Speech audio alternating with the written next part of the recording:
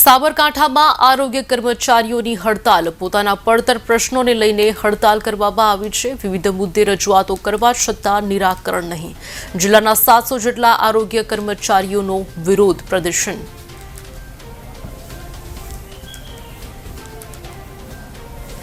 અત્યારે જે અમે સાબરકાંઠાના 700 કર્મચારીઓ આરોગ્યના દરેક કર્મચારીઓ જે અચોક્કસ મુદતની હડતાલ પર જોડાયા છે, એના લીધે અમારી કામગીરી જે છે ફિલ્ડની અંદર અત્યારે પીએમજે કાર્ડ કાઢવાના હોય છે, પછી એનસીડી પ્રોગ્રામ છે, ડાયાબિટીસ બીપીના જે પ્રોગ્રામ અમે આપીએ છીએ ગામડે જઈ, પછી અમારાથી સગર્ભા માતાને અમે પૂરેપૂરી સારવાર આપીએ છીએ કે પ્રેગ્નન્સી રહે તો રસીકરણનું છે, બાળકોનું જે રસીકરણ આપીએ છીએ, આ બધા પ્રોગ્રામોની અસર ફિલ્ડ લેવલના એટલે કે ગામડામાં જે આપણને સુવિધાઓ મળતી હતી ને આરોગ્યની, એ બધી અત્યારે ઠપ થઈ ગયેલી છે।